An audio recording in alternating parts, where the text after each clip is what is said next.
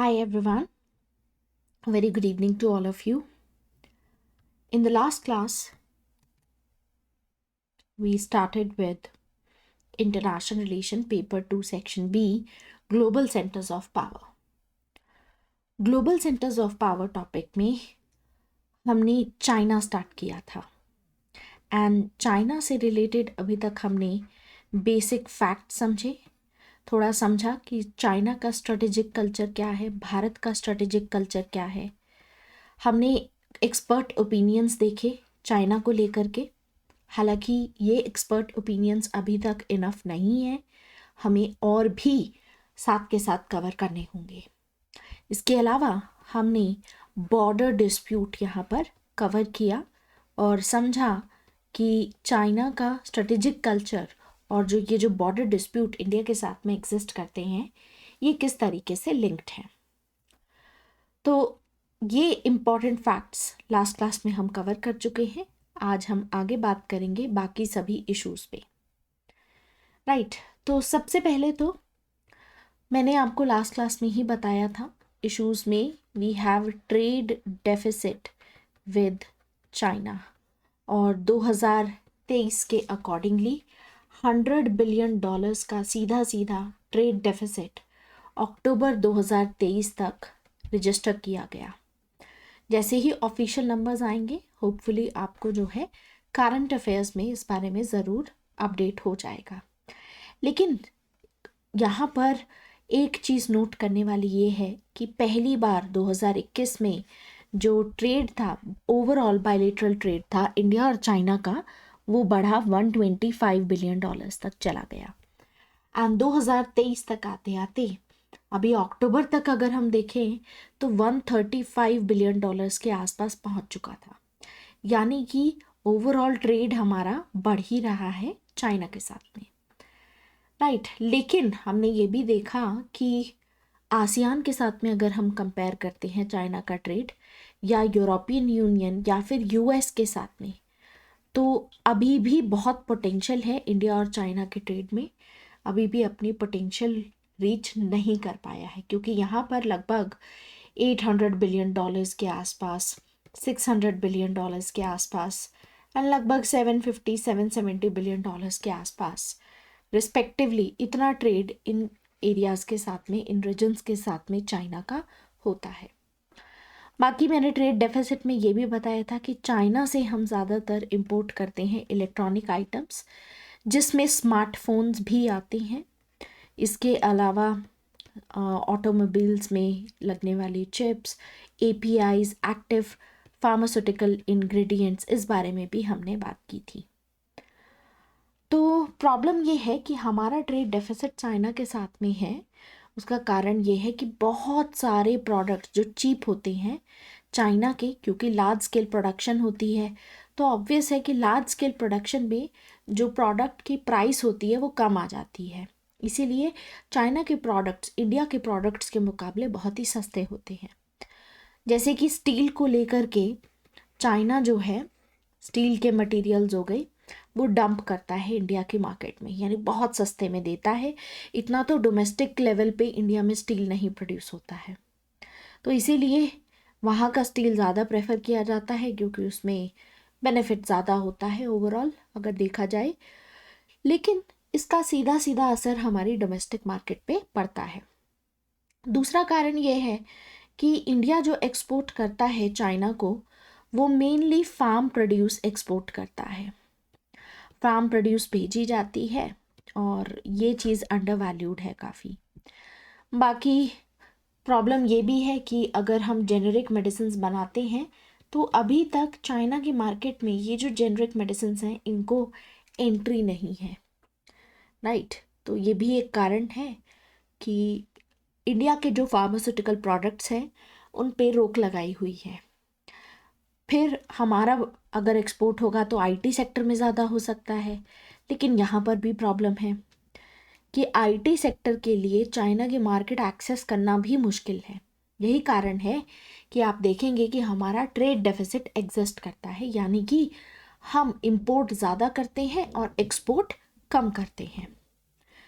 खैर, तो आगे बढ़ते हैं और बाकी सभी इश्यूज के बारे में बात करते हैं। हमने लास्ट क्लास में समझा था कि बॉर्डर डिस्प्यूट्स के अलावा भी और डिस्प्यूट्स जो हैं वो एग्जिस्ट करते हैं इंडिया और चाइना के बीच में। ठीक है, इससे पहले मैं आपको बता ही चुकी हूँ ऑलरेडी कि हमारे पास एक स्कॉलर हैं जॉन मीयरशिमर। जो जॉन मीयरशिमर हैं, आई होप आपको याद होगा कि ये एक ऑफेंसिव रियलिस्ट हैं, या आप इनको कह सकते हैं नियो रियलिस्ट हैं, राइट, स्ट्रक्चरल रियलिस्ट है। तो बेसिकली जॉन मीयरशिमर जब इंडिया एंड चाइना की बात करते हैं तो कहते हैं कि पावर एसिमेट्री एग्जिस्ट करती है, यानी कि चाइना हमसे ज़्यादा पावरफुल है in terms of economics, in terms of defence expenditure. तो पावर एसिमेट्री क्योंकि एग्जिस्ट करती है, तो एशिया को लेकर के ये कहते हैं कि एशिया में इसीलिए एक अनबैलेंस्ड मल्टीपोलर सिस्टम एग्जिस्ट करता है।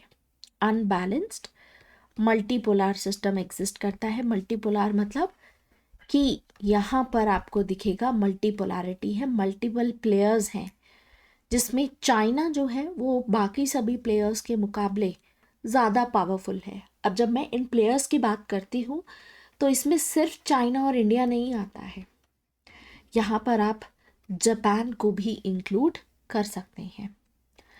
तो इसीलिए इन सब में क्योंकि चाइना ज़्यादा पावरफुल होता है कंपैरेटिवली, तो इसीलिए जॉन मीयरशिमर कहते हैं कि चाइना एक पोटेंशियल हेजिमन है, आगे जा कर के हेजिमनी अपनी बनाने की कोशिश कर सकता है, एंड यही चीज़ को हमें रोकना है होने से। और इसीलिए यूएस जो है इंडिया के साथ में मिल कर के चाइना को लेकर के कंटेनमेंट पॉलिसी फॉलो करता है। अब इंडिया जब ऐसा करता है तो ऑब्वियस सी बात है कि चाइना कोशिश कर रहा है। हमने लास्ट क्लास में ये चीज़ पढ़ी थी कि कैसे चाइना चाहता है कि इंडिया साउथ एशिया के अंडर में ही कंटेन रहे, क्योंकि यहीं पर अगर इंडिया उलझा रहेगा तो इंडिया रीजनल प्लेयर बन नहीं पाएगा। रीजनल प्लेयर नहीं बन पाएगा तो ऑब्वियस सी बात है कोई कॉन्टिनेंटल पावर नहीं बन पाएगा, एशिया कॉन्टिनेंट में डोमिनेट नहीं कर पाएगा, वो नहीं कर पाएगा तो ग्लोबल प्लेयर भी नहीं बन पाएगा। इसीलिए आप देखेंगे कि चाइना जो है साउथ एशिया के कंट्रीज़ के साथ में काफ़ी ज़्यादा एंगेज करता है। बाकी चाइना के जो पाकिस्तान के साथ में रिलेशंस हैं वहाँ हमें चाइना पाकिस्तान एक्सिस दिखाई देता है। अब इस बारे में भी हम जब बेल्ट एंड रोड इनिशिएटिव पढ़ेंगे तो वहाँ पर बात ज़रूर करेंगे। तो बढ़ते हैं, सबसे पहले तो डिस्कस करते हैं इस तिब्बतियन इशू को। मैंने आपको थोड़ा सा पहले भी बताया था तिब्बत को लेकर के कि तिब्बत भारत के लिए एक आइडियल बफर स्टेट की तरह एक्ट कर रहा था, जो कि चाइना और भारत को कॉन्फ्रंटेशन में आने से रोक सकता था। लेकिन 1950 तक तिब्बत को अगर हम देखें तो ये एक ऑटोनॉमस रीजन थी, ठीक है। एंड लेकिन बाद में क्या हुआ, 1949 में जब सिविल वॉर ख़त्म हुई तो कम्युनिस्ट पार्टी पावर में आ गई, माओ ज़ेडुंग पावर में आ गए, और अगले ही साल 1950 में इन्होंने तिब्बत को अपने कंट्रोल में लेना शुरू कर दिया। तो 1950 से लेकर के लगभग धीरे धीरे करके 1959 तक अपना जो शिकंजा है वो कसते चले जा रहे थे माओ ज़ेडुंग। जैसे कि 1951 में जो दलाई लामा थे, who is the spiritual and the political leader of Tibet, इनके साथ में चाइना ने सबसे पहले एक 17 पॉइंट अग्रीमेंट साइन किया। इस अग्रीमेंट के तहत चाइना को सॉवरेनिटी दे दी गई तिब्बत रीजन पे पहली बार। हालांकि चाइना इसी डॉक्यूमेंट को देता है कि हमने तो देखिए इनके साथ में अग्रीमेंट साइन किया था। हालांकि जो दलाई लामा है या जो प्रो दलाई लामा सपोर्टर्स हैं उनका ये कहना है कि ये फोर्सफुली डॉक्यूमेंट जो है साइन कराया गया था। तो तिब्बत के बारे में पहली बार याद रखिएगा कि चाइना ने इन्वेड किया था ऑन 7 अक्टूबर 1950, और कोशिश यहाँ पर की गई कि पीपल्स रिपब्लिक ऑफ चाइना यानी कि जो कम्युनिस्ट पार्टी जिस एरिया में डोमिनेट करती है, जो लार्जर मेनलैंड चाइना जिसको आज के समय पे हम कह सकते हैं, तो उसको तिब्बत को बेसिकली उस पार्ट में इनकॉर्पोरेट कर लिया गया। अब उस समय जब ये हुआ तो भारत के पास में एक डायलेमा आया कि अब भारत, क्योंकि अभी अभी आज़ाद हुआ है 1947 में ही, अभी 3 ही साल हुए हैं और हम लोग अभी भी इकोनॉमिकली बहुत ज़्यादा बैकवर्ड हैं, बिकॉज डेवलपमेंट के मामले में अगर देखा जाए तो हमारी जीडीपी जो है बहुत ज़्यादा कम हो गई थी, राइट, आफ्टर द कॉलोनाइजेशन। और इसीलिए जो नया नया अभी ताज़ा ताज़ा जो भारत आज़ाद हुआ है, भारत के सामने ये सवाल खड़ा हुआ कि अब हमें क्या करना चाहिए, क्योंकि ये 17 पॉइंट अग्रीमेंट जब साइन किया गया, भारत हो सकता है एक समय पे कोशिश भी करता कि चलिए ठीक है, हम इसको अलाउ नहीं करेंगे, हम इस एक्ट को कंडेम करेंगे, we will not be in favour of this. लेकिन जब ये 17 पॉइंट अग्रीमेंट साइन हुआ तो भारत की उम्मीदें यहाँ पर जो तिब्बत की ऑटोनॉमी को लेकर के थी, वो सारी उम्मीदें यहाँ पर टूट गई। एंड अल्टीमेटली फिर आप देखेंगे कि 1954 में जब हमने पंचशील अग्रीमेंट चाइना के साथ में साइन किया, तो प्रॉपर फॉर्मल तरीके में हमने सबसे पहली बार ये एक्सेप्ट किया कि भारत जो है तिब्बत के मामले में कुछ नहीं कहेगा, तिब्बत जो है वो चाइना को बिलोंग करता है। तो एक पहली बार ऐसा हुआ है कि एक फॉर्मल डॉक्यूमेंट में भारत ने रिकॉग्नाइज कर लिया कि Tibet is an integral part of China. अब आज के मुकाबले आप इसको ब्लंडर कहेंगे, ठीक है, तो वो तो ऑब्वियस सी बात है कि ज़्यादातर इंटरनेशनल कम्युनिटी में इस चीज़ को क्रिटिसाइज किया जाता है। लेकिन आज के समय पे तिब्बत को लेकर के बात होती है, इस एक्ट को लेकर के स्पेसिफिकली पिछले कुछ समय से बात हो रही है। ये एक्ट है यूएस एंड चाइना, इसके चलते तिब्बत के मुद्दे पे जो है आपस में भिड़ते रहते हैं, राइट। या आपने देखा होगा साउथ चाइना सी को लेकर के भी काफ़ी ज़्यादा मुद्दा उठता है। तो ये एक्ट लाया गया, Tibetan policy and support act. Actually में ये एक्ट यूएस गवर्नमेंट ने अपनी ऑफिशियल फॉरेन पॉलिसी में फॉलो करने की बात की।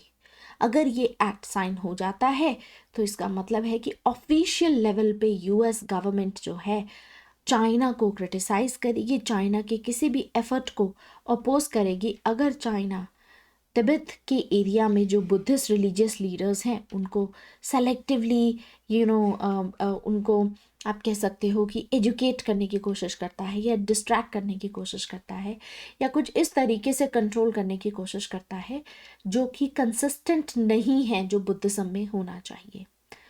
तो अगर इस तरीके की लेजिस्लेशन आती है तो ऑब्वियस सी बात है कि यूएस गवर्नमेंट की तरफ से एक ऑफिशियल स्टांस हो जाएगा, वो लोग चाइना पे सैंक्शंस भी लगा सकते हैं अगर चाइना इंटरफेयर करता है in the selection of the next incarnation of the Dalai Lama. देखिए, मैंने आपको कहा कि दलाई लामा जो है वो एक स्पिरिचुअल लीडर हैं।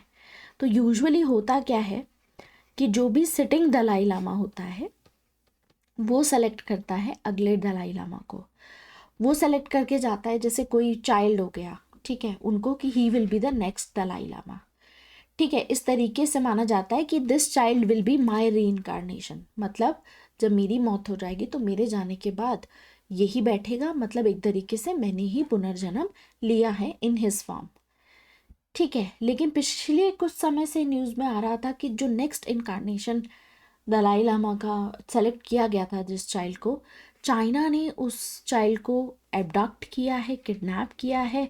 कुछ लोग ये भी कहते हैं कि चाइना ने उसको इस तरीके से मतलब पढ़ाया लिखाया या ये जा रहा है। कुछ कहते हैं कि मार दिया गया है, कुछ कहते हैं कि नहीं, एबडक्ट करके उसको स्पेसिफिकली ऐसे ट्रेन किया जा रहा है कि वो प्रो चाइना स्टांस रखे। हालांकि अगर वो नहीं है तो ऑब्वियस सी बात है कि अभी जो प्रेजेंट दलाई लामा है, he is exiled in India, right, he is in exile. तो भारत से हो सकता है कि वो किसी और दलाई लामा को आई मीन री इनकारनेशन को चूज़ करें। तो देखने वाला होगा कि चाइना उस समय पे क्या करता है। अभी तक ये मुद्दा जो है ज़्यादा मतलब इतने ही लेवल तक है, आगे कुछ होता है कोई बड़ा डेवलपमेंट तो आपको न्यूज़ में ज़रूर इस बारे में पढ़ने को मिलेगा, राइट। तो ये टीपीएसए है, ये लॉ लाने की बात क्यों की गई? देखिए, जो यूएस का स्टैंड है, जो वेस्टर्न कंट्रीज का स्टैंड है, वो तिब्बत को लेकर के आज भी वही है कि चाइना का लेजिटिमेट यहाँ पर नहीं बनता है रूल तिब्बत के ऊपर, राइट। तो तिब्बतियंस का ये कंसर्न है कि जो चाइनीज़ गवर्नमेंट है एक ऐसे दलाई लामा को पावर में लाने की कोशिश करेंगे जो कि उनके प्रति लॉयल हो, जो उनके फेवर में जो है सारी बातें करें, राइट।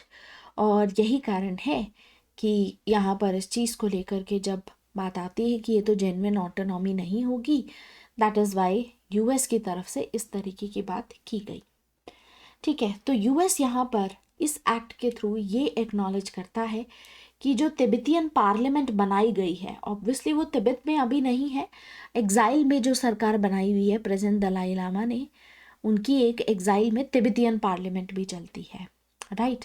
तो ये लेजिटिमेट गवर्नमेंट है जो तिब्बत को रिप्रेजेंट करती है और यहाँ पर एक्नॉलेजमेंट दिया गया है अल्टीमेटली, और इनको सपोर्ट भी यहाँ पर दिया गया है, राइट।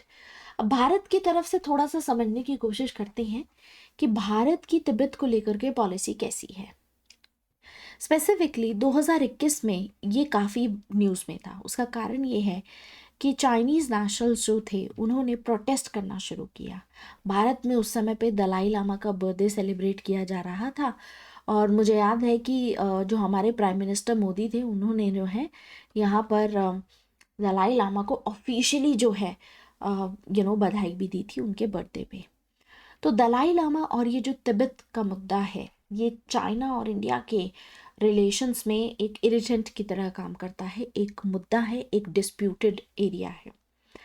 तो चाइना ये मानता है कि जो दलाई लामा है ये एक सेपरेटिस्ट है, ये तिब्बत में इस तरीके की रेवोल्यूशन लाना चाहते हैं कि तिब्बत अलग हो जाए चाइना से। तो इसीलिए इंडिया यहाँ पर ये चाहता है कि ये जो तिब्बत का कार्ड है जो दलाई लामा के थ्रू हम प्ले कर सकते हैं, ये हमारे फेवर में काम करेगा, क्योंकि चाइना भी आप देखते हैं कि LAC पे एग्रेशन, वॉयलेंट एग्रेशन करता रहता है। तो ऐसे में this is one of the card जिसके चलते हम चाइना के ऊपर प्रेशर क्रिएट कर सकते हैं, राइट।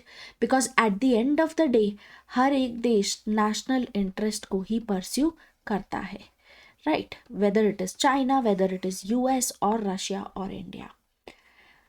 तो भारत की जो तिब्बत पॉलिसी है, आपको पुराने समय से ही अगर आप देखें तो पहले भी 20th सेंचुरी, उससे पहले भी अगर देखें तो चाइना के मुकाबले तिब्बत हमारा एक्चुअल नेबर हुआ करता था। तिब्बत के साथ हमारी डायरेक्ट बाउंड्री थी 3500 किलोमीटर। जो LAC है वो भी तिब्बत के साथ में ही थी, not with the rest of China. तो 1914 में आपको याद होगा शिमला एग्रीमेंट की बात हमने की थी, शिमला कन्वेंशन हुआ था और उस समय पे थे मैकमोहन, उन्होंने इनवाइट किया था तिब्बत के रिप्रेजेंटेटिव्स को भी और चाइना के रिप्रेजेंटेटिव्स को भी, लेकिन चाइना के रिप्रेजेंटेटिव बीच में से उठ के चले गए थे, जिस वजह से जो तिब्बत के रिप्रेजेंटेटिव थे उन्होंने फाइनली शिमला कन्वेंशन साइन किया और मैकमोहन लाइन यहाँ पर एक्सेप्ट की गई, जिसके चलते अरुणाचल प्रदेश जो कि सदर्न तिब्बत का पार्ट था वो भारत में इंक्लूड किया गया। इसका ऑफिशियल डॉक्यूमेंट यहाँ पर हमारे पास प्रेजेंट है। लेकिन पहले तो इसको लेकर के चाइना ने ज़्यादा कुछ बात नहीं की, लेकिन 1950 में चाइना ने तिब्बत का पूरा एक्सेशन यहाँ पर ले लिया एंड उसके बाद जो है मैकमोहन लाइन को क्वेश्चन करना स्टार्ट कर दिया। लेटर ऑन 1994 की बात है, सॉरी नॉट 94, 1954 की बात है, 1954। दैट इज़ व्हेन कि भारत ने चाइना के साथ में पंचशील अग्रीमेंट साइन किया और उसी समय पे मैंने अभी आपको बताया कि तिब्बत जो है ऑफिशियल तौर पे हमने रिकॉग्नाइज कर लिया कि तिब्बत जो है वो चाइना का लेजिटिमेट हिस्सा है।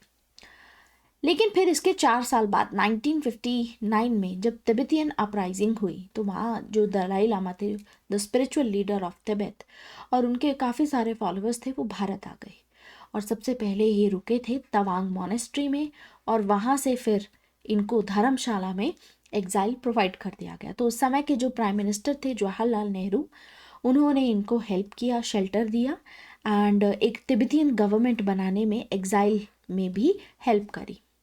तो भारत की जो ऑफिशियल इंडियन पॉलिसी है वो यही मानते हैं Dalai Lama is a spiritual leader of the Tibetan community और भारत में भी जो तिब्बतियन कम्युनिटी है उसमें दलाई लामा ही उनके लीडर है।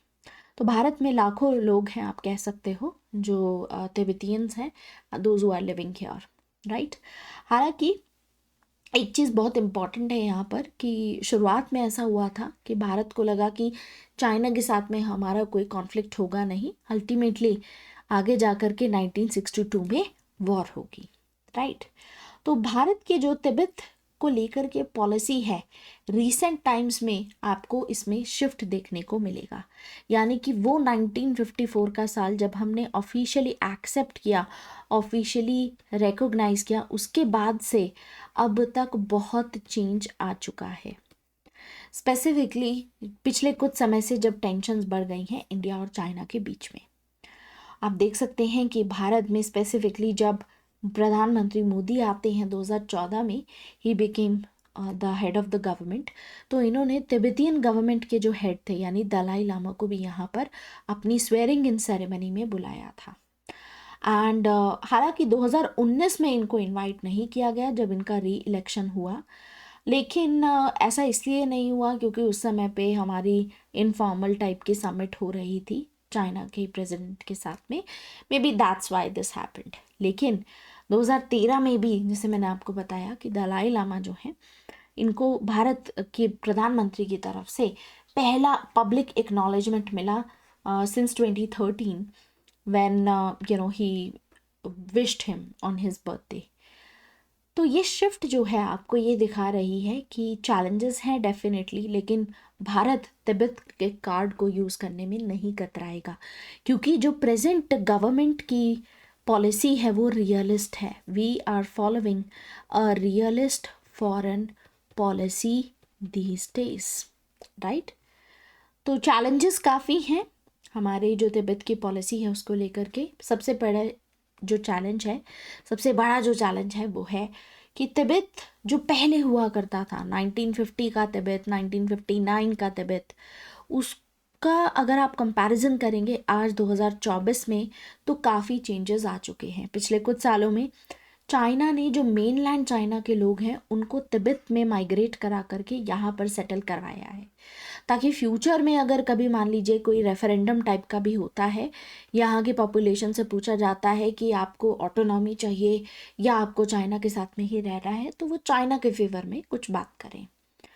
इसके अलावा दूसरा चैलेंज है कि तिब्बतियंस आपस में ही एक दूसरे के अगेंस्ट में भी हैं, क्योंकि इंडिया चाइना के बीच में तो टेंशन्स बढ़ ही रही हैं।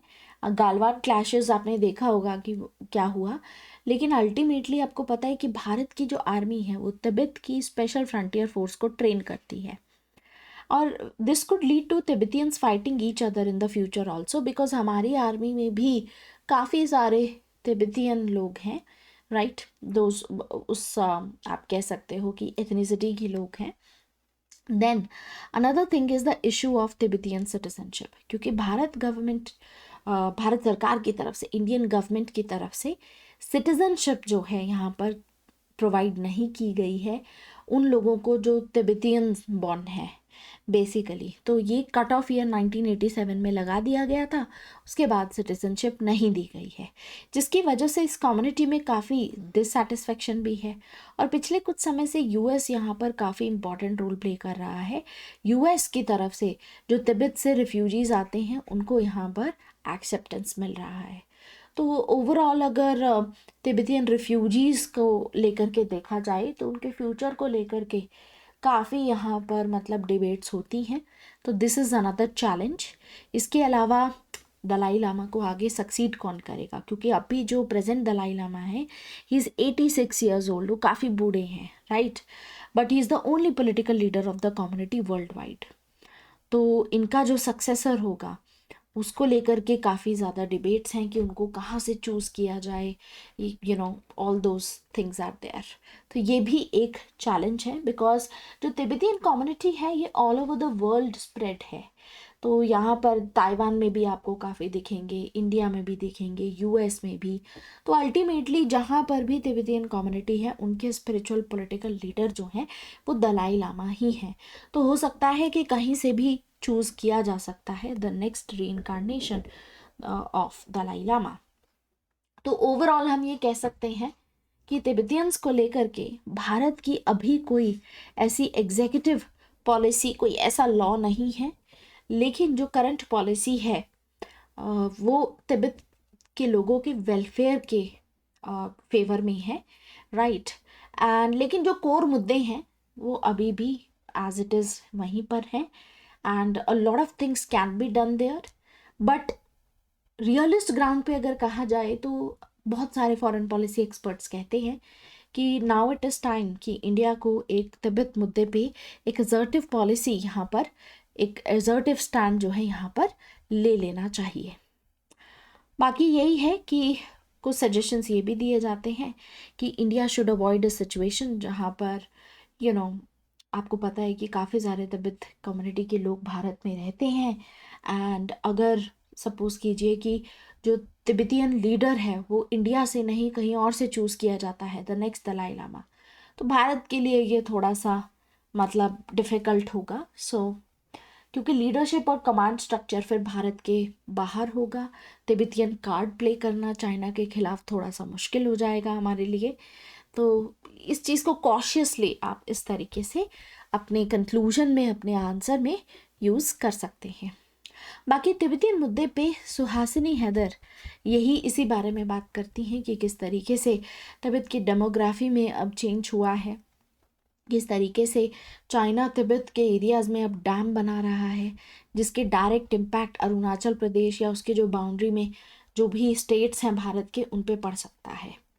इसके अलावा यहाँ पर चाइना ने तिब्बत मिलिशिया ग्रुप जो है वो रेज करना स्टार्ट कर दिया है, जो कि फाइट कर रहे हैं with Indian army, right. So ultimately there is a question mark over the future of the Tibetan in India, क्योंकि सिटीजनशिप यहाँ पर प्रोवाइड नहीं की जाती है। तो यही सारे पॉइंट्स आप लिख सकते हैं, लेकिन उसमें आप कोट करेंगे सुहासिनी हैदर को, राइट, ऑन दिस इशू।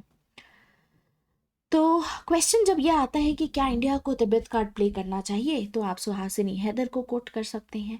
सुधा रामचंद्रन हैं जो कहते हैं कि भारत ने पहले भी कभी तिब्बत कार्ड प्ले नहीं किया है, हमेशा से भारत ने वन चाइना पॉलिसी को रिस्पेक्ट किया है, एंड भारत आगे भी ऐसा ही कुछ करेगा, बिकॉज तिब्बत कार्ड के चलते जो चाइना है वो और ज़्यादा एंगर्ड ही होगा, गुस्सा ही होगा, नाराज़ ही होगा। उसके कोई ऑन ग्राउंड आपको ऐसे कोई डिविडेंड या ऐसा कोई बेनिफिट दिखेगा नहीं। कहने का मतलब है कि आप तिब्बत कार्ड प्ले भी करते हैं और आपको लगता है कि इसके बदले में कुछ होगा, तो ऐसा कोई टैंजिबल आउटकम नहीं आने वाला है। देन वी हैव पी स्तोब्दम, ये एक चाइना एनालिस्ट हैं, चाइना को एनालाइज करते हैं, और इन्होंने भी इस बारे में बात की है कि अगर आप तिब्बत कार्ड भारत प्ले करता है तो दिस इज़ अ फॉली, इसका कोई फ़ायदा नहीं होगा, क्योंकि चाइना जो है पिछले 60-70 सालों में चाइना ने धीरे धीरे करके तिब्बत को स्लोली इन्वेड किया है, काफ़ी चीज़ें चेंज करती हैं, दैट्स वाई।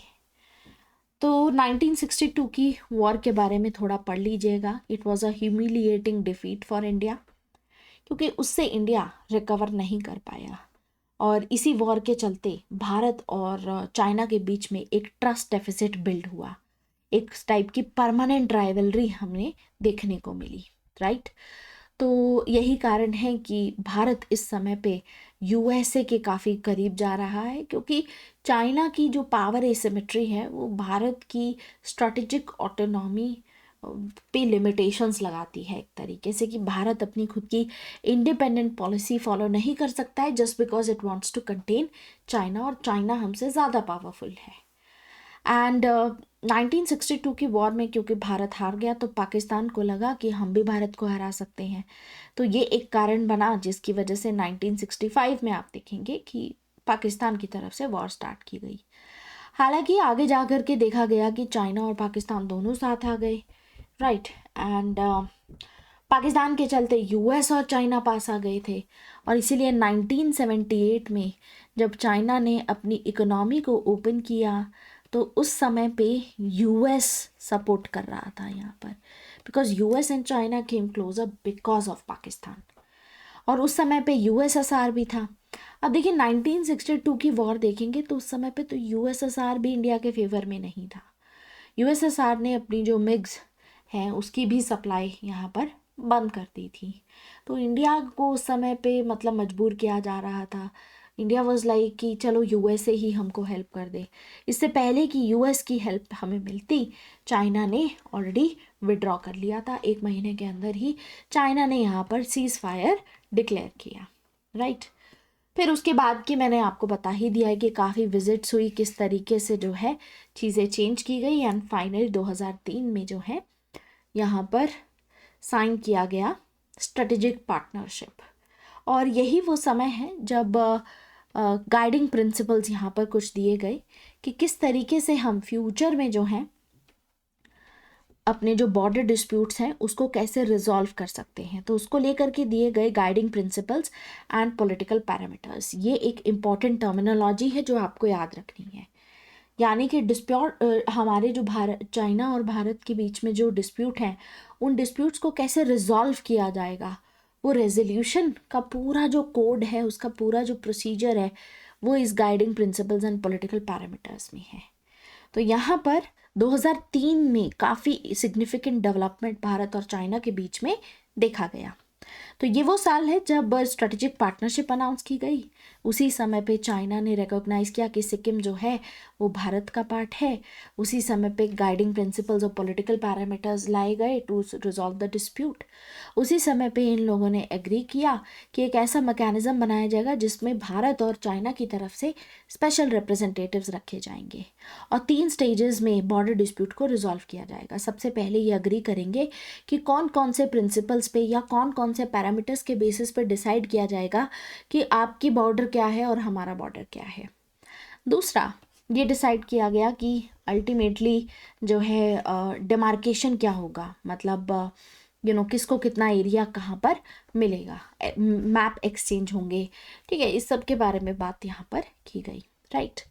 तो कि इस तरीके से किया जाएगा। ये तीनों ही स्टेजेस कंप्लीट हो चुकी थी। पहली 2 स्टेजेस तो पहले ही कंप्लीट हो चुकी थी। आज के समय पे जब एक्सचेंज ऑफ मैप की बात आती है, ये पेंडिंग है अभी, ठीक है, दिस इज पेंडिंग। चाइना जो है अभी इस स्टेज पे काम कर ही नहीं रहा है क्योंकि चाइना को कोई अर्जेंसी नहीं लगती है। 1990 में चाइना को अर्जेंसी लग रही थी क्योंकि 1990 में इंडिया और चाइना के बीच में गैप बहुत बड़ा था। Gap was not so huge जितना आज है।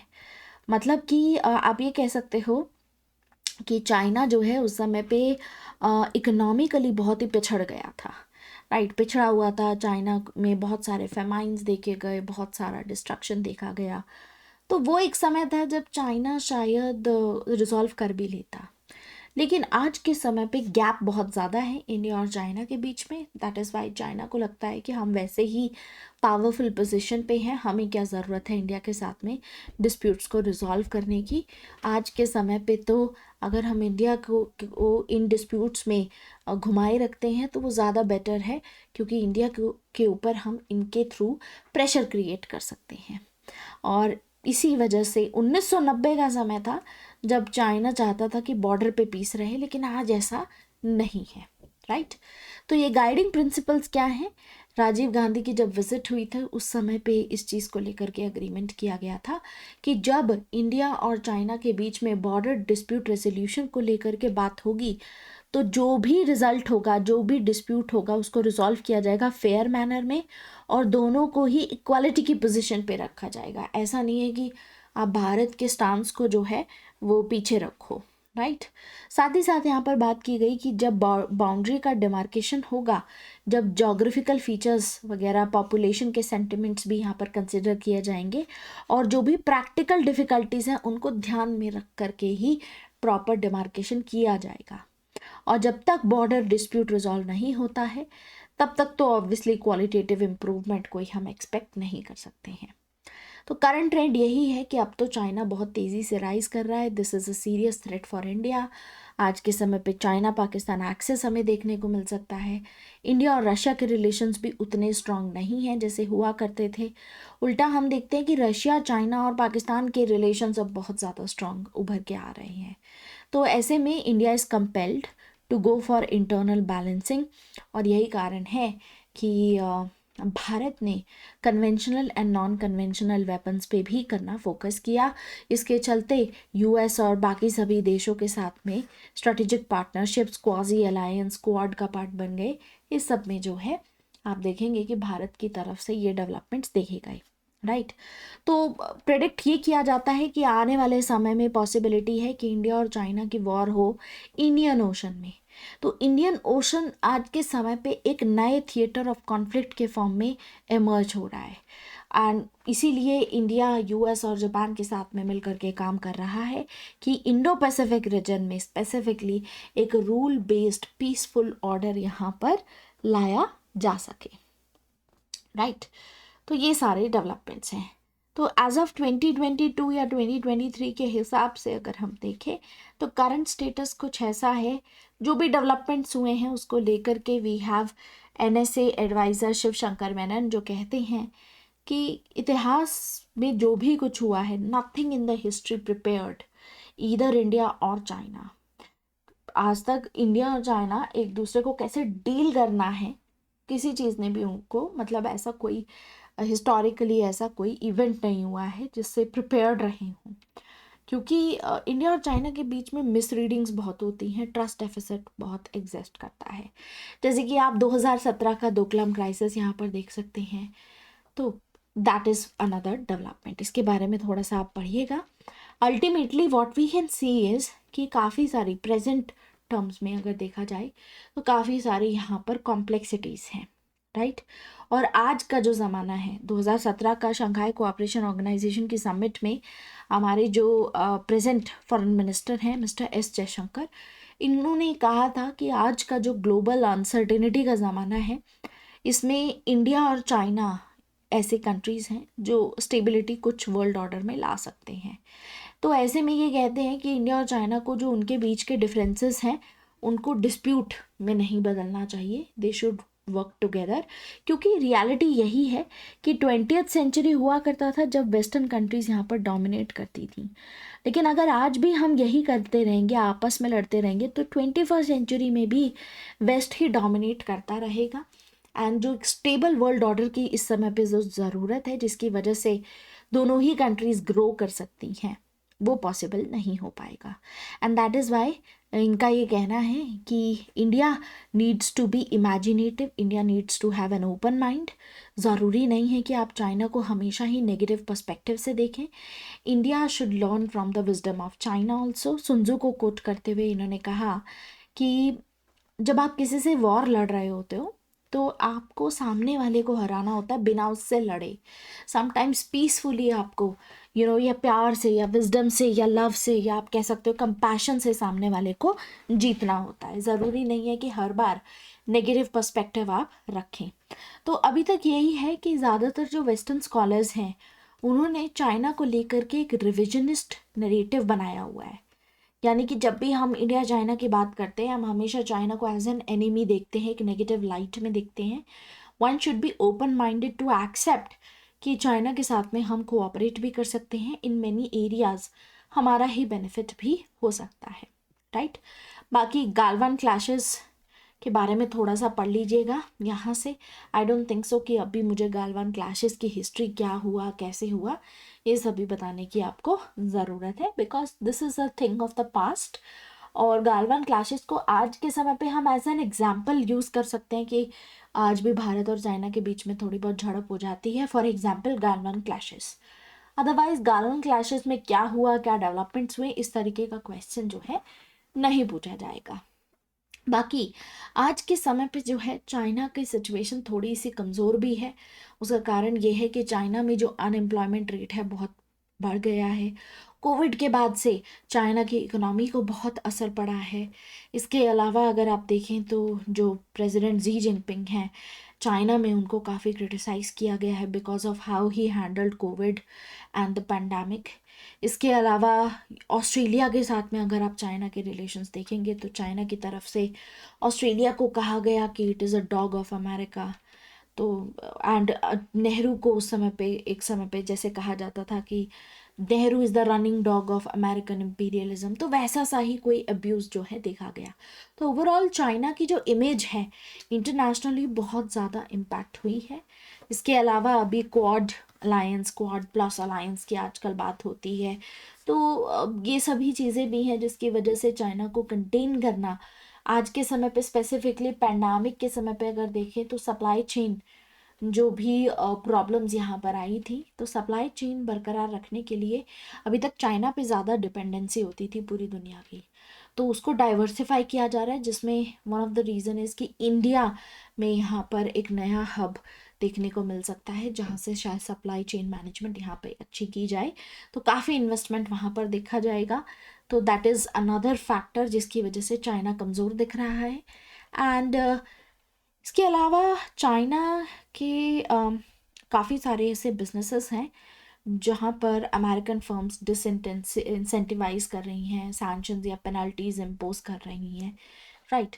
जैसे आप हुआवे की बात करें तो that is another example which you can use. So there are a lot of things जो आप यहाँ पर बात कर सकते हैं, लेकिन सबसे बड़ा क्वेश्चन आता है कि चाइना को कंटेन कैसे किया जाए। हमारे जो पहले प्राइम मिनिस्टर रहे हैं अटल बिहारी वाजपेयी, वो कहते हैं कि आप अपने फ्रेंड्स चेंज कर सकते हैं बट अपने नेबर्स चेंज नहीं कर सकते हैं, जो कि बात सही है। तो भारत की जो है चाइना को लेकर पॉलिसी ट्विन पिलर्स पे फोकस्ड है, यानी कि आपको कॉन्गेजमेंट याद होगा जिसमें जो प्रैक्टिकल हमारे प्रैग्मेटिक थिंकर्स हैं श्याम सरन एंड सी राजा मोहन, जो कि बात करते हैं कि जहाँ तक पॉसिबल हो सके दोनों के बीच में कोऑपरेशन हो, जहाँ पर नहीं हो सकता है वहाँ पर हमें कंपटीशन कंटेनमेंट सॉर्ट ऑफ करना पड़ेगा चाइना के साथ में, राइट। तो यही ट्विन पिलर्स हैं, मतलब बेसिकली चाइना को कंटेन करने का यही दो तरीके हैं। तो इसीलिए आप देखेंगे कि कोऑपरेशन काफ़ी सारे एरियाज में कर रहे हैं, जहाँ कंपटीशन की बात होती है वहाँ क्वाड या बाकी सभी जैसे अलाइंसेस हैं उनके थ्रू हम जो है कंटेनमेंट की कोशिश कर रहे हैं। तो ओवरऑल आप इस बारे में बात कर सकते हैं। इसके अलावा अगर आगे आगे बात की जाए तो ब्रह्मपुत्रा डिस्प्यूट भी एग्जिस्ट करता है। बॉर्डर डिस्प्यूट के अलावा हमारे चाइना के साथ में वाटर डिस्प्यूट भी है। तो Brahmaputra dispute is this water dispute only. तो थोड़ा सा समझते हैं कि what is this, right, and थोड़ा सा जोग्राफिकल एस्पेक्ट भी इसके समझते हैं। मैप मैंने आपको यहाँ पर दिया ही है, बाकी इसको रीडिंग के लिए मैंने काफ़ी अच्छा आपको मटेरियल दिया है। इन केस अगर आपको ब्रह्मपुत्रा डिस्प्यूट के बारे में नहीं पता है तो आप एक बार फैक्चुअल है एक बार पढ़ लीजिएगा इस बारे में। मैं यहाँ पर जो मेन मुद्दा है उस बारे में बात करने वाली हूँ। ब्रह्मपुत्रा रिवर भारत के लिए भी बहुत इंपॉर्टेंट है, चाइना के लिए भी बहुत इंपॉर्टेंट है, ठीक है। अब चाइना के लिए इसलिए इम्पॉर्टेंट है क्योंकि इकलौती ऐसी नदी है जो तिब्बतन एरिया में है, इस पार्ट में है, और तिब्बतन एरिया हाईली डिजर्टिक है, एकदम रेगिस्तान वाला एरिया है, सूखा पड़ा रहता है, सिर्फ यही नदी है यहाँ पर, राइट। और चाइना को ना वाटर हेजिमन की तरह देखा जाता है। अगर आप चाइना की पोजीशन देखें, एक बहुत बड़ा कारण कि चाइना ने तिब्बत को अपने ऑक्यूपेशन में लिया, अपने अंडर में, उसका कारण यही था कि तिब्बत को कहा जाता है roof top of the world, ठीक है। तो तिब्बत जो है एक ऐसी जगह है जहाँ पर बहुत सारे ऐसे ग्लेशियर्स दिखेंगे आपको, और इन्हीं ग्लेशियर से बहुत सारी नदियाँ जो हैं, जो साउथ एशिया की नदियाँ हैं वो निकलती हैं। इसके अलावा जो साउथ ईस्ट एशिया है उनकी नदियाँ, जैसे मेकोंग रिवर सिस्टम है जो पूरा, वो भी आपका इसी तिब्बत से ही निकलता है। तो अगर आपने तिब्बत को कंट्रोल कर लिया, आपका इस ग्लेशियर पे कंट्रोल होगा, यहाँ से बहने वाली जो मतलब आप ऐसे कह सकते हो कि these are the upper riparian state.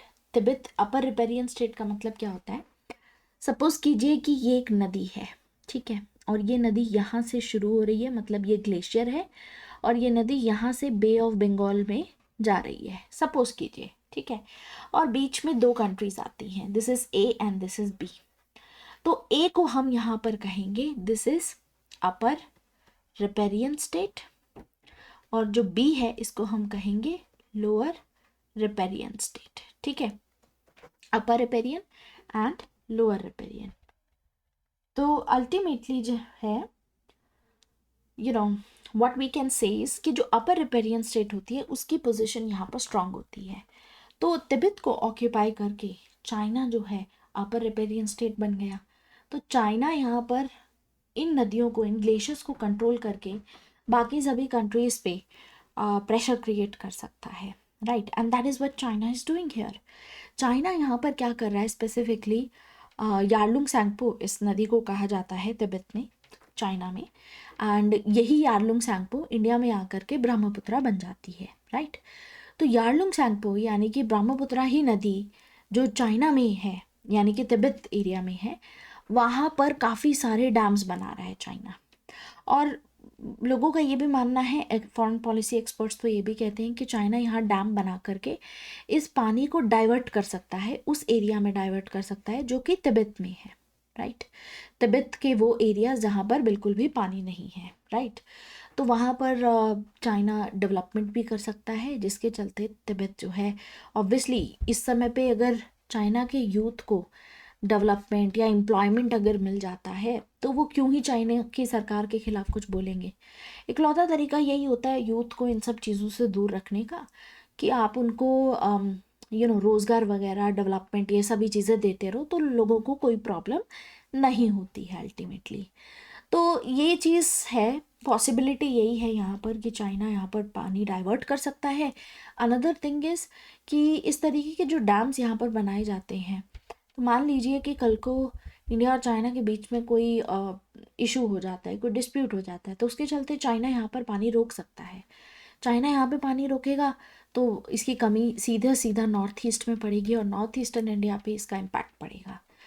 तो सूखा पड़ सकता है, यहाँ पर एग्रीकल्चर को इम्पैक्ट पड़ सकता है और भी बहुत सारी चीज़ें हैं, ठीक है। लेकिन अगर सपोज कीजिए कि चाइना ने इन डैम्स में से एकदम से बहुत सारा पानी छोड़ दिया, तो ये बहुत सारा पानी जो नॉर्थ ईस्ट में आएगा यहाँ पर पूरी तबाही हो जाएगी, डिस्ट्रक्शन आप यहाँ पर देख सकते हैं। तो अल्टीमेटली फ्लड्स जैसी कंडीशंस यहाँ पर आ जाएंगी, राइट। तो इसीलिए जो है बहुत ज़रूरी है हमारे लिए कि ये जो वाटर डिस्प्यूट यहाँ पर एग्जिस्ट करता है, तो इंडिया और चाइना के बीच में इसको लेकर के कोई अग्रीमेंट होना चाहिए। लेकिन प्रॉब्लम ये है कि एक भी सिंगल अग्रीमेंट यहाँ पर नहीं है। इंडिया की तरफ से हर साल एनुअल बेसिस पे 1 करोड़ रुपए के आसपास, 87 लाख, शायद ये नंबर बढ़ भी चुका होगा, इतना पैसा दिया जाता है just to get the hydrological data. Hydrological data क्या होता है, इससे हमें हर साल ये पता चलता है कि अच्छा कितना पानी है, और उसी हिसाब से हम मैनेज करते हैं यहाँ पर ना, कि नॉर्थ ईस्ट में अगर बाढ़ आने की आशंका है तो हम उसको पहले से ही एम्बैंकमेंट करके रखें कि बाढ़ ना आए, इस तरीके की प्रिपरेशंस करके रखें। या सपोज कीजिए कि अगर पानी कम है यहाँ पे, तो ऑब्वियसली जो ब्रह्मपुत्र में पानी आएगा जो इंडियन साइड पे, तो अकॉर्डिंगली हमें पता होगा कि कैसे मैनेज करना है उस पानी को। तो हाइड्रोलॉजिकल डेटा बहुत इम्पॉर्टेंट होता है। ये हाइड्रोलॉजिकल डेटा बांग्लादेश को दिया जाता है फ्री ऑफ कॉस्ट, लेकिन भारत को नहीं दिया जाता है, भारत को चार्ज किया जाता है जब भी ये डेटा दिया जाता है, राइट। तो अल्टीमेटली ब्रह्मपुत्रा डिस्प्यूट में यही सारी बातें हैं। और रिसेंटली अगर आप देखें जो चाइना का 14th 5 ईयर प्लान है 2021 से 2025 तक का, इसमें चाइना ने अपने 14th 5 ईयर प्लान में मेंशन किया हुआ है कि बहुत सारे ऐसे प्रोजेक्ट्स हैं, डैम्स हैं जो यहाँ पर बनाए जाएंगे प्रायोरिटी पे। जैसे कि एक डैम बनाया जाएगा यार्लुंग सैंगपो पे, एक प्रोजेक्ट है यहाँ पर 60 गीगावाट का, एक प्रोजेक्ट है सिचुआन, एक तिब्बत रेलवे लाइन यहाँ पर बनाई जाएगी। इस तरीके के काफ़ी सारे प्रोजेक्ट्स हैं यहाँ पर, राइट। और उसके क्या आपको मैंने बता ही दिए हैं कि क्या उसके नुकसान हैं, राइट। और भारत किस तरीके से डिपेंडेंट है, स्पेसिफिकली फ्यूचर वॉर्स के बारे में कहा जाता है कि वाटर वॉर्स हो सकती हैं पानी को लेकर के, जो आज हम इतना फॉर ग्रांटेड लेते हैं। फ्यूचर में पानी जो है, fresh water will be rare thing, तो उसके लिए वॉर यहाँ पर हो सकती है। तो वाटर जो है आज के समय पे भी स्पेसिफिकली साउथ एशिया में अगर आप देखेंगे तो एक पॉलिटिकली कंटेस्टेड इशू है। आप भारत और बांग्लादेश के बीच में देखें, तीस्ता वाटर एग्रीमेंट साइन नहीं हो पा रहा है, वो डिस्प्यूट है। इंडिया और पाकिस्तान के बीच में आप देखेंगे वहाँ पर वाटर डिस्प्यूट है। तो इस तरीके से जो है अल्टीमेटली वाटर इशू यहाँ पर साउथ एशिया में ऑलरेडी एग्जिस्ट करता है, और ऐसे में ब्रह्मपुत्रा रिवर को लेकर के जो डिस्प्यूट है ये डायरेक्टली हमको इम्पैक्ट करता है। तो जोग्राफिकली ब्रह्मपुत्र रिवर के बारे में जोग्राफी में आपने पढ़ा ही होगा, वही सारी डिटेल्स हैं यहाँ पर। चाइना के लिए क्यों इम्पोर्टेंट है ये मैंने आपको बता ही दिया है। चाइना यहाँ पर वाटर डाइवर्जन प्रोजेक्ट्स के बारे में सोच रहा है। South to north water transfer project China ने यहाँ पर इंट्रोड्यूस भी किया है। इसके अलावा चाइना के पर्सपेक्टिव से अगर देखा जाए तो चाइना की जो पॉपुलेशन है वो 20% पॉपुलेशन है, लेकिन वाटर रिसोर्सेज सिर्फ 7% हैं उस हिसाब से। तो पानी की तो कमी है ही, राइट। और इसके अलावा जो तेज़ी से चाइना इंडस्ट्रियलाइजेशन वहाँ पर हुआ है, इसकी वजह से और पोल्यूशन, वाटर पोल्यूशन भी बढ़ गया है। तो ऐसे में फ्रेश वाटर रिसोर्सेज बहुत ही लिमिटेड हैं, राइट। तो ये सारे कुछ कारण हैं जिसकी वजह से इम्पॉर्टेंट है। अब भारत का देखें अगर, तो भारत की जनता अगर देखेंगे 17% है और सिर्फ 4% हमारे वाटर रिसोर्सेज हैं। तो ऑब्वियसली यहाँ पर वाटर का प्रेशर जो है वो भारत पे भी है। तो यानी कि भारत जो है एक सिवियरली वाटर स्ट्रेस्ड कंट्री है। समर्स में स्पेसिफिकली काफ़ी वाटर शॉर्टेजेस देखी जाती हैं, राइट। सो चाइना जो है इसीलिए तिब्बत के थ्रू जो है एक sort of policy of absolute sovereignty यहाँ पर फॉलो करता है, ठीक है। तो ये सारी चीज़ें हैं जो ऑलरेडी मैंने आपको ब्रह्मपुत्र डिस्प्यूट में एग्जिस्ट करती हैं कि कोई ऐसा अग्रीमेंट अभी तक नहीं है। पॉसिबिलिटी थी कि साइन किया जाए, लेकिन कोई ऐसा एज सच ट्रीटी नहीं है, कोई अग्रीमेंट नहीं है, ठीक है। बाकी क्योंकि वाटर की बात होती है तो इंटरनेशनल वाटर्स की यहाँ पर बात कर लेते हैं। इस तरीके की जो नदियाँ होती हैं जिनको हम ट्रांस बाउंड्री रिवर्स भी कह देते हैं, ट्रांस बाउंड्री रिवर्स। तो ट्रांस बाउंड्री रिवर्स का मतलब है ऐसी नदी जो कि 2 या 2 से ज़्यादा देशों में बहती है, ठीक है। Brahmaputra is one of that. Brahmaputra आपको चाइना में दिखेगी, इंडिया में, इसके अलावा बांग्लादेश में। तो जो भी इंटरनेशनल रिवर्स हैं यानी कि ट्रांस बाउंड्री रिवर्स हैं, उनको लेकर के अनक्लॉस आया है, United Nation Convention on the law of sea. UNCLOS के बारे में आई थिंक हमने पहले भी बात की है। तो 1997 में चाइना ने इस अनक्लॉस जो कन्वेंशन है इसको रेटिफाई करने से मना कर दिया। तो चाइना इसमें विश्वास नहीं करता है। इसके अलावा पानी को लेकर के, इंटरनेशनल रिवर्स को लेकर के हेलेंस्की रूल्स आते हैं कि इंटरनेशनल नदियों का पानी कैसे यूज़ किया जाएगा, उसको लेकर के पूरा कोडिफाई किया हुआ है। तो चाइना ने उसको भी साइन करने से, रेटिफाई करने से मना कर दिया। तो यही कारण है कि चाइना के साथ कोई ऐसी ट्रीटी नहीं की जा सकती। तो ओवरऑल इंटरनेशनल प्रेशर भी कुछ बिल्ड नहीं किया जा सकता है।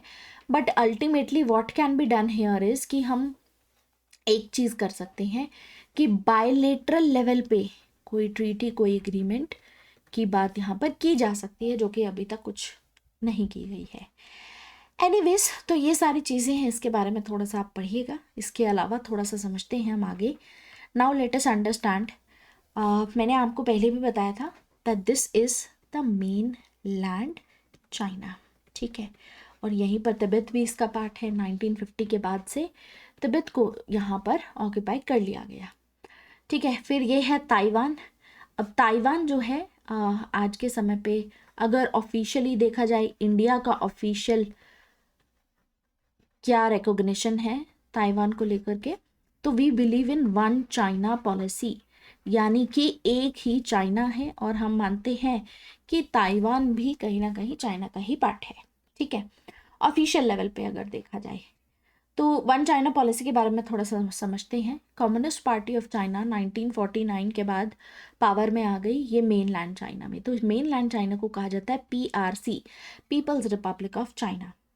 और जो कोमिंगतांग पार्टी थी, याद कीजिए मैंने आपको बताया था कि ये लोग डेमोक्रेसी लाना चाहते थे चाइना में, ये लोग हार गए थे। तो कोमिंगतांग पार्टी, ये लोग यहाँ से भाग करके ताइवान चले गए और यहाँ पर इसीलिए आज के समय पे डेमोक्रेसी है, ठीक है। तो ताइवान को लेकर के ही मुद्दा है। ताइवान को ये इंटीग्रेट नहीं कर पाए US की वजह से ऑब्वियसली। तो फ्यूचर में जैसे अभी क्या है कि यूक्रेन एंड रशिया की वॉर चल रही है, तो लोग बोलते हैं कि आगे जा कर के चाइना ताइवान इशू हो सकता है फ्यूचर में। एंड ऐसे में US यहाँ पर फिर एंटर करेगा ही इस डिस्प्यूट में। एनीवेज, तो ये जो कोमिंगतांग पार्टी है, जो ताइवान है, इसको हम कहते हैं रिपब्लिक ऑफ चाइना, याद रखिएगा। तो चाइना की ये पॉलिसी है वन चाइना पॉलिसी। अगर हम देखें तो चाइना की ये पॉलिसी है कि अगर आपकी हमारे यहाँ पर एम्बेसी है, जैसे बीजिंग है कैपिटल, तो यहाँ पर अगर आपने अपनी एम्बेसी खोली हुई है तो आप यहाँ पर ताइवान में नहीं खोल सकते हैं, ठीक है। उसका कारण यही है कि चाइना एक ही है और एम्बेसी एक कंट्री में एक ही जगह पर होती है। उसके अलावा आप कंसुलेट ऑफिस खोल सकते हैं इधर उधर, जो कि आप कह सकते हो कि एक तरीके से डेलीगेटेड टाइप का होता है, लेकिन ऑफिशियल जो डिप्लोमेटिक रिलेशंस होते हैं वो एम्बेसी के थ्रू होते हैं। तो चाइना का वन चाइना पॉलिसी कहती है कि अगर आपने हमारे साथ एम्बेसी अगर खोली है यहाँ पर बीजिंग में, तो आप अपनी एम्बेसी ताइवान में नहीं खोल सकते हैं। इसका मतलब है कि आप ये मान रहे हैं कि हम ही मेन चाइना को रिप्रेजेंट करते हैं, क्योंकि चाइना एक ही है। अब ताइवान भी यही कहता है कि हाँ चाइना एक ही है, लेकिन ताइवान कहता है we represent the true China, ठीक है। खैर, इस बारे में चाइना ने कहा है कि फ्यूचर में तो हम ताइवान को जो है ऑक्यूपाई कर ही लेंगे, उसकी कोई दिक्कत नहीं है। लेकिन अल्टीमेटली वन चाइना पॉलिसी के बारे में जब आप पढ़ते हैं तो यही है बेसिकली।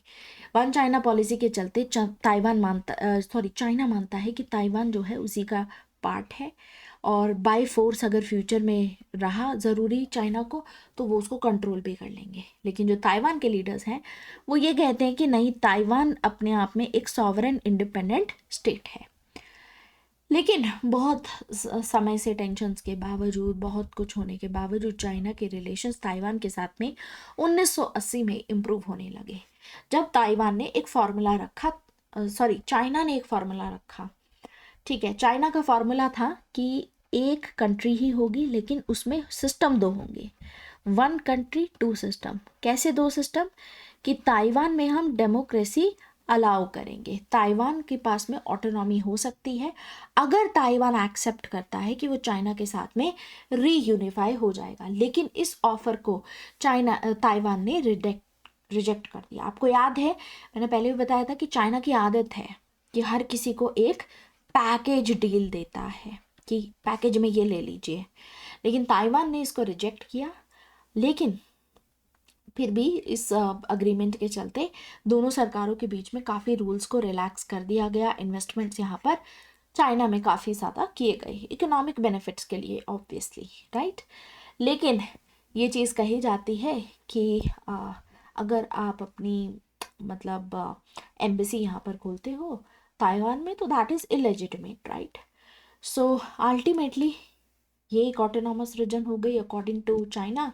इसके अलावा हांगकांग वाला मुद्दा भी आपको पता होना चाहिए कि हांगकांग में एक नेशनल सिक्योरिटी लॉ यहाँ पर लाया गया था 2020 में। उसको लेकर के काफ़ी ज़्यादा जो है बवाल हुआ, बहुत ज़्यादा एक तरीके से आप कह सकते हो प्रोटेस्ट यहाँ पर हुए थे। तो उस समय पर ये काफ़ी न्यूज़ में था, ठीक है। तो वन चाइना पॉलिसी को चैलेंज किया जाता है यूएस जो है स्पेसिफिकली, बहुत सारे ऐसे कंट्रीज़ हैं, नॉट पर्टिकुलरली हम कहेंगे कि यूएस, एज ऑफ नाउ अगर हम देखें तो आरओसी ताइवान के डिप्लोमेटिक रिलेशंस 15 कंट्रीज़ के साथ में है। और इसके अलावा कुछ सब्सटैंटिव टाइज आपको Australia, Canada, EU Nations and Japan, New Zealand के साथ में भी देखने को मिलते हैं। टेक्नोलॉजी वाइज अगर देखा जाए तो ताइवान जो है एक हब है, यहाँ पर काफ़ी प्रोडक्शन होता है, यहाँ से काफ़ी ज़्यादा एक्सपोर्ट भी किया जाता है, राइट।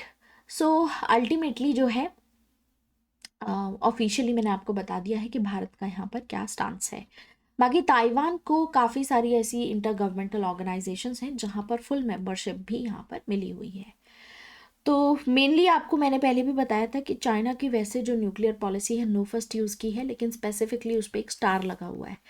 ये स्टार कहता है कि अगर यूएसए ताइवान के मैटर्स में इंटरफेयर करेगा तो फिर यूएस के ऊपर first use policy nuclear weapons को लेकर के चाइना फॉलो करेगा। खैर, पिछले काफ़ी समय से हमारे ताइवान के साथ में रिलेशंस अच्छे हैं। हम आप कह सकते हो कि कॉन्सुलेट लेवल पे जो है इनके साथ में, ताइवान के साथ में एंगेज करते हैं।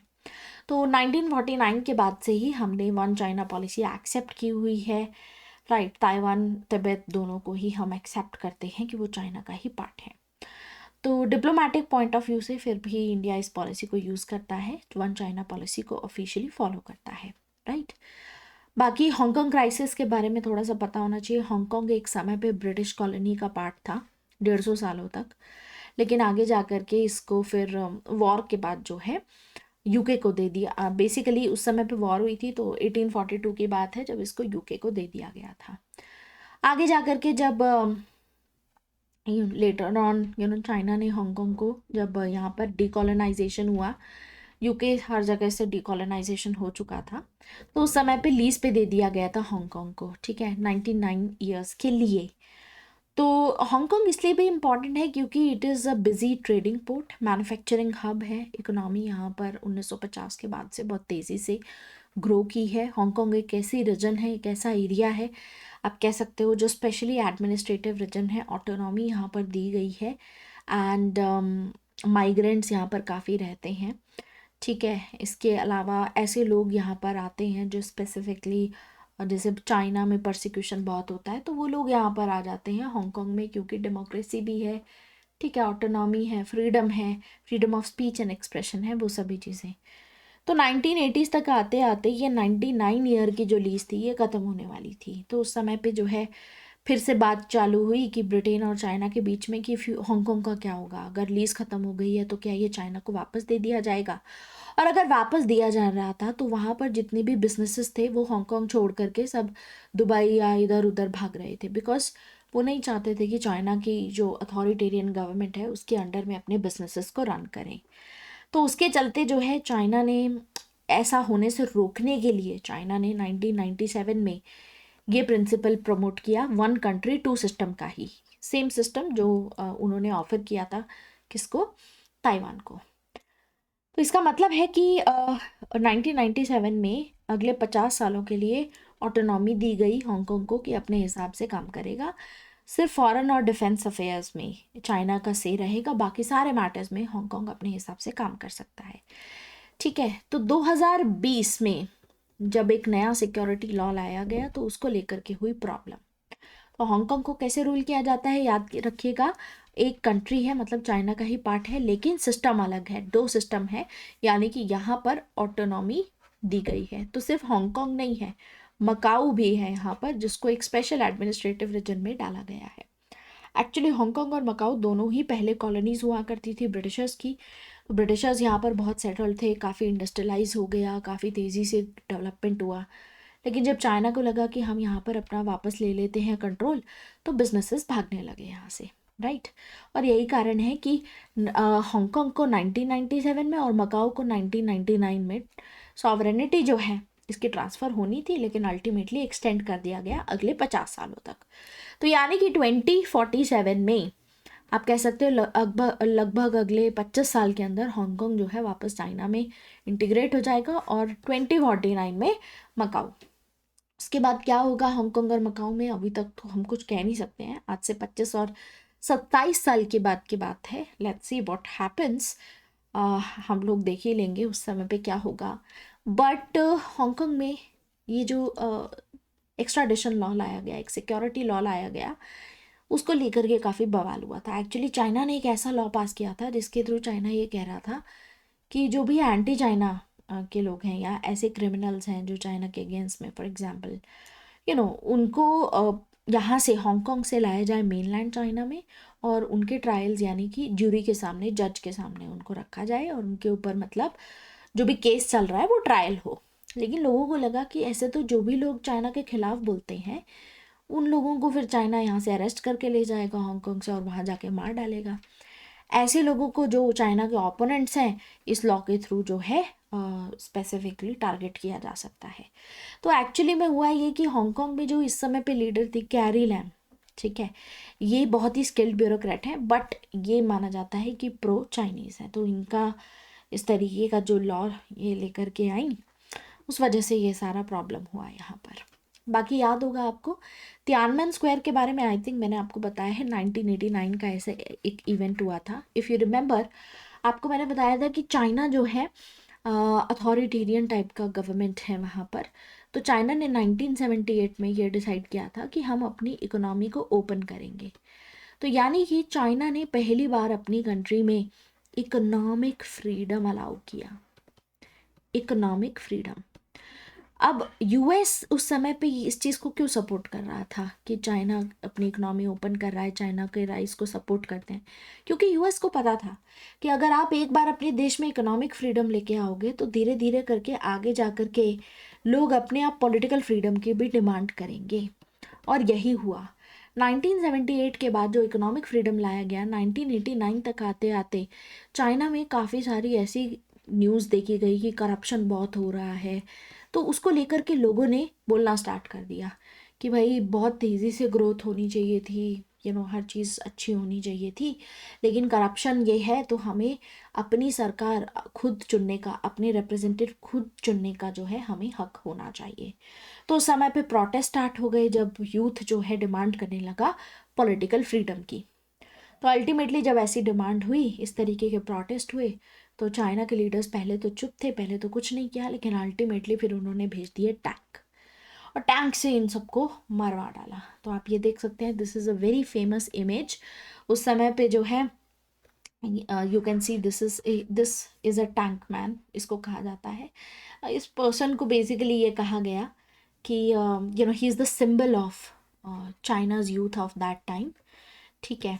एंड उस समय पे प्रोटेस्ट हो रहे थे तो टैंक्स भेजे गए, और कहा ही जाता है कि ऑफिशियल नंबर तो चाइना की तरफ से बहुत कम है, लेकिन अल्टीमेटली यहाँ पर 10,000 से भी ज़्यादा लोग मारे गए थे। यूथ जो है वो बेसिकली पूरे यहाँ पर आप ऐसा कह सकते हो कि बैठे हुए थे धरने पे, प्रोटेस्ट कर रहे थे। चाइना ने उनसे बात ही नहीं की, मतलब सरकार ने बात ही नहीं की, कोई नेगोशिएशन नहीं किया, कुछ समझाया नहीं, सीधा वहाँ पर बस उड़ा दिया उनको, ठीक है अल्टीमेटली। और आज क्या इस इवेंट के बारे में बात होती है चाइना में? कहीं भी बात नहीं होती है। और इसीलिए, और आपको पता है कि चाइना में इंटरनेट पे भी कितना ज़्यादा रिस्ट्रिक्शंस है, कोई पोस्ट आती है उस पर रिस्ट्रिक्शंस है, अलाउड नहीं है, न्यूज़पेपर वाले भी फ्रीडम नहीं है, न्यूज़पेपर वालों को भी, मीडिया को फ्रीडम नहीं है कि अपने हिसाब से चीज़ें लिख पाएँ। जब तक अप्रूव नहीं होता है गवर्नमेंट से तब तक कोई भी चीज़ पब्लिश नहीं की जाती है, इसीलिए इस इवेंट के बारे में कोई बात नहीं होती है। हो सकता है कि आज की जो जनरेशन है चाइना में उनको पता ही ना हो तियानमेन स्क्वायर के बारे में, लेकिन जिस तरीके से अब धीरे धीरे ग्लोबलाइजेशन हो रहा है, या इंटरनेट और ये सभी चीज़ें अगर आप आज के समय पे देखते हो, तो अवेयरनेस बहुत तेज़ी से आ रही है। तो इसीलिए तो बोला जाता है कि चाइना जो है एक कुकर, प्रेशर कुकर सिंड्रोम है, कि बहुत जल्दी फट जाएगा, क्योंकि चाइना में होने वाली करप्शन, चाइना में होने वाली जितनी भी प्रॉब्लम्स हैं उसको लेकर के लोग जो हैं बहुत ज़्यादा अवेयर हो चुके हैं। आज की जो दुनिया है, लोग अलग अलग जगह पे ट्रैवल करके आते हैं तो दे सी कि बाहर कितना फ्रीडम है और चाइना में कितना फ्रीडम नहीं है, इस तरीके की बातें जो हैं वो की जाती हैं। तो अल्टीमेटली जो है ये एक बहुत ही सिग्निफिकेंट इवेंट था यहाँ पर, ठीक है। इसके अलावा अगला मुद्दा हमारा आता है उइगुर मुस्लिम्स का। तो उइगुर मुस्लिम्स, ये जो जिनजियांग रीजन है, देखिए दिस इज चाइना, ठीक है, ये हो गई इसकी कैपिटल बीजिंग, और ये वाला रीजन है जिनजियांग रीजन, ये आपका तिब्बत हो गया, ठीक है। And this is Xinjiang region, ये भी बहुत इंपॉर्टेंट है। अब तिब्बत और जिनजियांग को एक साई चिन्ह ही कनेक्ट करता है डायरेक्टली, क्योंकि बाकी सब जगह तो माउंटेन्स हैं, तो डायरेक्ट कनेक्टिविटी पॉसिबल इतनी नहीं होती है, राइट। तो यहाँ जिनजियांग रीजन में रहते हैं उइगुर्स, और ये जो उइगुर्स हैं इनकी एथनिसिटी काफ़ी सारे तुर्कमेनिस्तान और इधर जो कंट्रीज हैं उनसे काफ़ी मिलती हैं, ठीक है। तो उइगुर मुस्लिम्स बेसिकली एक मुस्लिम माइनॉरिटी टर्किक एथनिक ग्रुप है जो यहाँ पर रहते हैं। माना जाता है कि काफ़ी सारे इनके जो एंसेस्टर्स हैं उनके लिंक्स हैं central Asia and east Asia, इधर भी इस तरीके के लिंक्स हैं। एनीवेज, तो उइगुर मुस्लिम्स की अपनी खुद की एक लैंग्वेज है, टर्किश जैसी, वैसा बोलते हैं ये, इनका अपना कल्चर है, एंड इनका जो एथनिसिटी है, इनका जो कल्चर है सेंट्रल एशियन कंट्रीज़ के काफ़ी क्लोज आता है। अब इसको कंपेयर करेंगे चाइना के कल्चर से तो ऑब्वियसली बहुत ही स्टार्क डिफरेंस है, बहुत ही अलग कल्चर है। लेकिन चाइना जो है इस माइनॉरिटी, इस पर्टिकुलर कम्युनिटी को माइनॉरिटी की तरह ट्रीट करता है, और इसको इंडिजिनस ग्रुप की तरह ट्रीट नहीं करता है, राइट। कि अपने आप में इंडिजिनस है, अपने आप में इनका कल्चर प्रिजर्व करने की कोई कोशिश चाइना नहीं करता है। तो पिछले कुछ समय में यहाँ पर देखा जा रहा है कि ये जो लोग यहाँ पर रह रहे हैं, तो चाइना की गवर्नमेंट ये कहती है कि ये लोग चाइना में सेपरेटिज्म एंड टेररिज्म फैला रहे हैं। ठीक है, ये एक्यूज़ करती है गवर्नमेंट इन लोगों के ऊपर, और इस वजह से इन लोगों को फिर परसिक्यूट किया जा रहा है। इनको जानबूझ करके इस तरीके के डिटेंशन सेंटर्स में रखा जाता है जिसमें इनको स्पेसिफिकली एक ही तरीके से जो है ट्रेन किया जाता है, पढ़ाया जाता है। इनके ऊपर प्रॉपर सर्वेलेंस रखी जाती है, एक तरीके से स्लेवरी जैसा माहौल है। तो इनको परसिक्यूट किया जा रहा है। जेनोसाइड यहाँ पर देखने को मिल रहा है। जब एक पर्टिकुलर कम्युनिटी को आप टारगेट करते हो, उसके लोगों को टारगेट करते हो, उनको मारते हो, ठीक है, you try to eliminate them, उसको हम जेनोसाइड भी कह सकते हैं। तो इस तरीके के लॉज, इस तरीके के मेजर्स यहाँ पे चाइना की सरकार की तरफ से जिनजियांग रीजन में किए जा रहे हैं, जिसकी वजह से यहाँ के जो उइगर मुस्लिम्स के बच्चे हैं, उनका जो बर्थ रेट है, ठीक है, वो बहुत ज़्यादा कम हो गया है। ठीक है, इतने बच्चे पैदा नहीं हो रहे हैं। बेसिकली ये मुस्लिम पॉपुलेशन को यहाँ पर कम करना चाहते हैं, इनफैक्ट बिल्कुल ख़त्म करना चाहते हैं।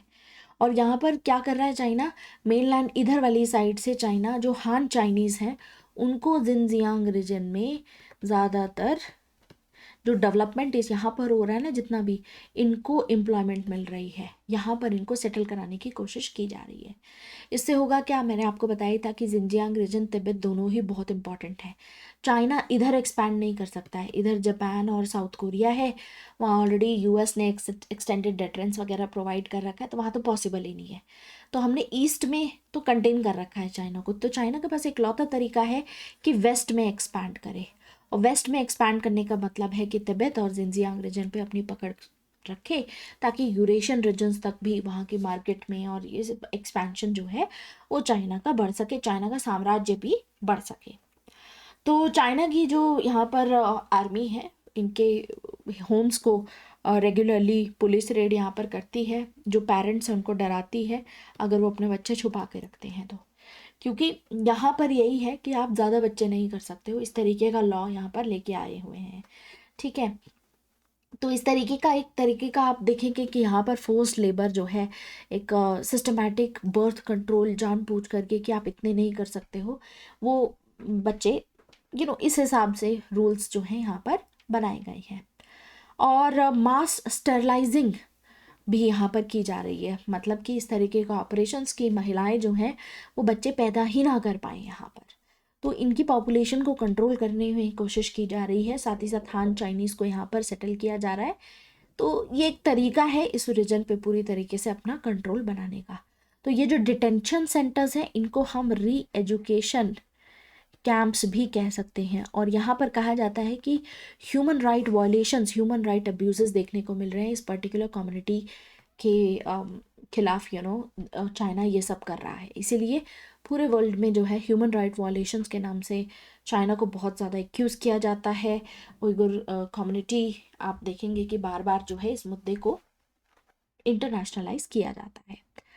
सो अल्टीमेटली जिनजियांग रीजन जो है टेक्निकली एक ऑटोनॉमस रीजन है चाइना के अंदर में, लेकिन इस रीजन में मिनरल्स बहुत हैं और इसके border India, Pakistan, Russia, Afghanistan इनके साथ में ऐड होते हैं ऑब्वियसली। तो एक्सेस जो है इस रीजन को सेंट्रल एशिया इस रीजन के थ्रू हो पाते हैं। अपार्ट फ्रॉम दैट फिर आगे जा कर के यूरोप के साथ में कनेक्टिविटी बढ़ पाती है। दूसरा, उइगुर्स क्योंकि मुस्लिम है, अपनी खुद की लैंग्वेज है मैंडरिन, ये जो चाइना की ऑफिशियल लैंग्वेज है वो तो बोलते नहीं हैं, अपनी नेटिव लैंग्वेज बोलते हैं ये लोग, अपनी खुद की एथनिसिटी, अपनी खुद का कल्चर है। ठीक है, इसीलिए भी ये मुद्दा है यहाँ पर, राइट। और सो अल्टीमेटली हम यही देखते हैं कि जो बेटर जॉब्स हैं ये हान चाइनीज़ जो लोग हैं इनको दी जाती हैं, और उइगुर मुस्लिम्स का यही कहना है कि इनकी आइडेंटिटी जो है वो कहीं ना कहीं खतरे में है, राइट। काफ़ी बार ऐसा भी हुआ है कि एक ऐसे लड़ाई हो गई थी जिसमें हान चाइनीज़ ने ऑलमोस्ट राइट टाइप का हुआ यहाँ पर, तो काफ़ी ज़्यादा यहाँ पर लोग भी मारे गए थे, तो तब भी ये काफ़ी चीज़ न्यूज़ में थी। ठीक है, तो अल्टीमेटली इस तरीके से चाइना को यहाँ पर कहा जाता है। अब चाइना का स्टैंड यही है कि हमको यहाँ पर ह्यूमन राइट अब्यूज़ नहीं कर रहे हैं। चाइना कहता है कि ये कोई री एजुकेशन कैंप जो यहाँ पर किया जा रहा है, तो वो बेसिकली यहाँ पर जो सेपरेटिज़म है, जो इस्लामिस्ट मिलिटेंसी इस रीजन में है, उसको दूर रखने के लिए किया जा रहा है। लेकिन चाइना को कहा जाता है कि आप जानबूझ करके, क्योंकि ये एक पर्टिकुलर टाइप की एथनिसिटी के लोग हैं, इसलिए आप इनका सफाया करना चाहते हो। चाइना कहता है कि नहीं, आप आ सकते हैं कभी भी जिंजियांग रीजन में, कोई भी फ्रेंडली विजिट पे आप आइए और देखिए कि हम ऐसा कुछ नहीं कर रहे हैं, ठीक है। हाँ, चाइना उल्टा ये कहता है यूएस को या यूके को, ठीक है, या फ्रांस को, जो भी दूसरे परमानेंट मेंबर कंट्रीज़ हैं, कि उल्टा आप ह्यूमन राइट वायलेशन करते हैं। जैसे यूएस ने नेटिव अमेरिकन्स के खिलाफ एथनिक क्लिनजिंग की है अपनी ही सॉइल पे, ठीक है, वैसे ही फ्रांस ने अपनी कॉलोनीज जहाँ जहाँ थी तो they have committed crimes against humanity, कि आप हमें बता रहे हो कि हम ह्यूमन राइट वायलेशन करते हैं, जबकि चाइना कहता है कि आपने भी यही चीज़ें की हैं, we are not doing that, but you have done that and we have proof of it, right. बाकी ग्लोबल कम्युनिटी से क्या क्या रिस्पॉन्स आते हैं, जो भी मुस्लिम कंट्रीज़ हैं जैसे Saudi Arabia, UAE, Egypt and Pakistan, वो चाइना को कंडेम नहीं करते हैं कि वो उइगुर मुस्लिम्स के साथ में कैसा कर रहे हैं, तो they have accommodated China. In fact apart from that, Turkish government की तरफ से अगर देखा जाए तो काफ़ी सारे उइगुर्स को 1952 ईयर से ही असाइलम प्रोवाइड किया जा रहा है। यूएस की तरफ से एक्यूज़ किया जाता है, ह्यूमन राइट अब्यूज़ के बारे में कहा जाता है, राइट। सो ये सभी रिस्पॉन्सेस हैं। तो काफ़ी सारे डिस्प्यूट आज के लेक्चर में हमने कवर किए। बाकी के जो थोड़े बहुत डिस्प्यूट सब इंडिया और चाइना के बीच में पड़े हैं, जैसे कि साउथ चाइना सी डिस्प्यूट हो गया। इसके अलावा हम समझेंगे इंडो पैसिफिक एरिया में अभी स्पेसिफिकली ऑकस को लेकर के थोड़ा सा समझेंगे क्या डेवलपमेंट है, व्हाट इज़ दिस 5 अलायंस, उसके बारे में थोड़ा सा समझेंगे। फिर नेक्स्ट क्लास में ही हम string of pearls, necklace of diamond को भी very quickly will be able to do it. और फाइनली जो बेल्ट एंड रोड इनिशिएटिव है, चाइना पाकिस्तान इकोनॉमिक कॉरिडोर है, वो हम ख़त्म करेंगे। तो यही मेजर इश्यूज़ हैं जो थोड़े बहुत आपके हैं, जिनको हम अगले क्लास में इसको फिनिश कर देंगे and will be done with India China के जो मेजर थिंग है। देन अपार्ट फ्रॉम दैट थोड़ा बहुत मैरीटाइम सिक्योरिटी या वो सब पे हम उससे अगली क्लास में डिस्कस करेंगे, क्योंकि उस समय पे फिर हमें बाकी major global centres of power भी पढ़ने हैं, जिसमें यूएस, जापान, ये सभी आता है। तो वहाँ पर मैरीटाइम सिक्योरिटी एक बहुत ही असेंशियल फीचर भी रहेगा। So that's how we will finish this in the upcoming sessions. So this is it for this particular session, guys. Thank you very much. Bye bye. Take care.